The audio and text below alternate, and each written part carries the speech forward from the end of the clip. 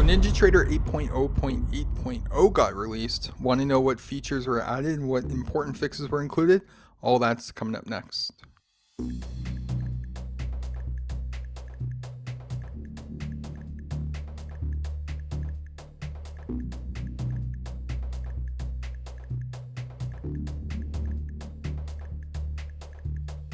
This release of NT8 gave us 2 new features and 60 fixes for known issues since the last build of 8.0.7.1. The previous release of 8.0.7.1, if you were not running that one, would give you about 6 new features and about 127 fixes. So if you have not updated in a while, it would be a good time to do this for sure. Now before we begin, don't forget to grab your free Priceline add-on tool for NT8, as well as a news indicator that puts all the news releases directly on your charts. And you can get those in the links in the description of this video, and they're totally free, yours for the taking. 2 new features that were added are probably not going to affect most of you though, as both features had to do with updating connections to brokers such as eSignal. So what will impact you?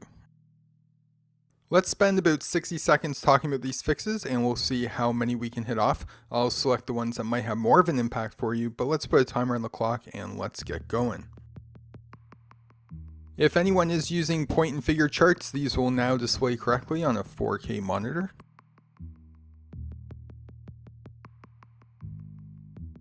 The connection status indicator was not displaying the correct connection color, so that was fixed. So certain Fibonacci inner lines were not being drawn to the exact price displayed, and that has been fixed in this latest release.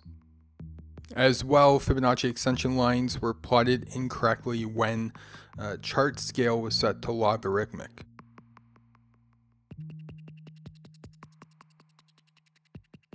So when you were using logarithmic charts, the text drawing objects could not be selected, and that was fixed. Now some negative testing was also fixed, as the Fibonacci tools allowed opacity values outside the expected range, and recording playback data could also get added into previous days of playback data in certain scenarios, and those were also fixed. So they had also in this release resolved a scenario where the playback controller would get stuck if you were replaying back data, and that was fixed. So in some scenarios, a message was being displayed that reposition windows were off the screen, when in fact there were no windows that were off the screen, so that was fixed. Now setting an anchor point into the future would not plot the correct time, and that was resolved. And they also resolved a scenario where recording live data as historical data could corrupt that historical data cache. So these are some of the highlights. As you can see, we're getting down to the very specific problems, which means the big bugs have been worked out, and those that are left are very specific to probably a handful of traders. So it's good to see these maintenance builds. Stay subscribed to our channel if you want to get easy updates on what's new and what's coming out as these new builds do progress.